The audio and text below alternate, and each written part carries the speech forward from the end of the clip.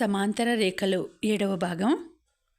ఒక్కసారిగా మనసు వికలమైపోయింది మైత్రికి.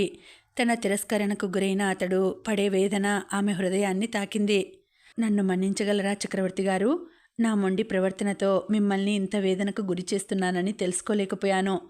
నేను మీ ప్రేమను తిరస్కరించడానికి కారణం మీలోని లోపాలు కాదు, నాలోని బలహీనతలు. నా కుటుంబం నా బలహీనత. నాన్నగారు హఠాత్తుగా చనిపోయినప్పుడు అమ్మ లోకం తెలియని 4 పిల్లలతో సహా ఒంటరి అయింది. ప్రేమించి పెళ్లి చేసుకున్న భర్త అర్ధాంతరంగా వెళ్ళిపోవడంతో తన 4 పిల్లల కోసం దుఃఖాన్ని దిగమింగుకొని అన్నీ తానై మమ్మల్ని పెంచి పెద్ద చేసింది. ఇప్పుడు ఆ కుటుంబానికి పెద్ద కూతురుగా చెల్లెల్ని తమ్ముళ్ళని చూసుకోవాల్సిన బాధ్యత నా మీద ఉంది.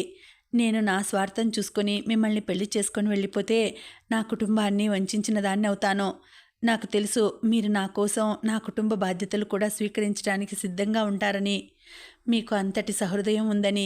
కానీ నన్ను ప్రేమించిన పాపానికి నా కుటుంబ బాధ్యతల భారాన్ని మీ మీద మోపలేను.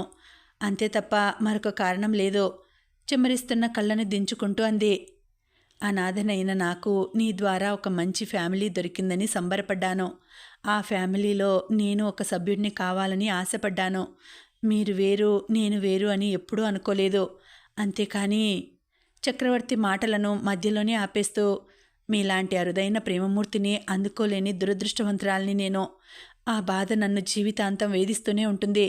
కానీ నేను నా తోబుట్టువులను ఒక దారికి తేవాలి. నన్నే నమ్ముకున్న అనాథ పిల్లలకు అండగా ఉండాలి. ఇంకా చేయాల్సింది ఎంతో ఉంది. ఒకసారి పెళ్ళి అనే బంధంలో ఇరుక్కుంటే నేను అనుకున్నవి చేయలేనేమోనన్న భయంతోనే మిమ్మల్ని దూరం పెడుతూ వచ్చాను. దయచేసి నన్ను అర్థం చేసుకోండి చక్రవర్తి గారు. 2 చేతులతో ముఖాన్ని కప్పుకొని ఏడుస్తూ అంది మైత్రి. ఒక్కసారిగా చెలించిపోయాడు చక్రవర్తి.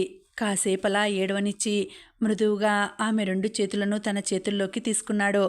ఆమె ముఖాన్ని పైకెత్తి కన్నీళ్లతో తడిసిపోయిన నేత్రాలను, తీవ్రమైన భావోద్వేగంతో కందిపోయి గులాబీ రంగులోకి మారిన వదనాన్ని కాసేపు కన్నార్పకుండా అలాగే చూశాడు.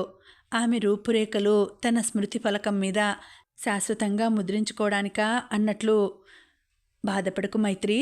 మానవత్వ విలువలు నశించిపోతున్న నేటి కాలంలో కుటుంబ బంధాలకు ఇంతటి ప్రాధాన్యం ఇచ్చే ఉన్నతమైన నీ వ్యక్తిత్వాన్ని చూసి నేను గర్వపడుతున్నాను. నిన్ను నమ్ముకున్న కుటుంబం కోసం ప్రేమను త్యాగం చేసిన గొప్ప మనసు నీది.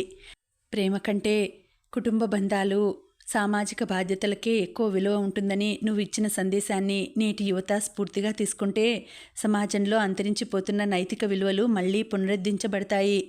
మనిషిని మనిషిగా గౌరవించే తత్వం పెరుగుతుంది.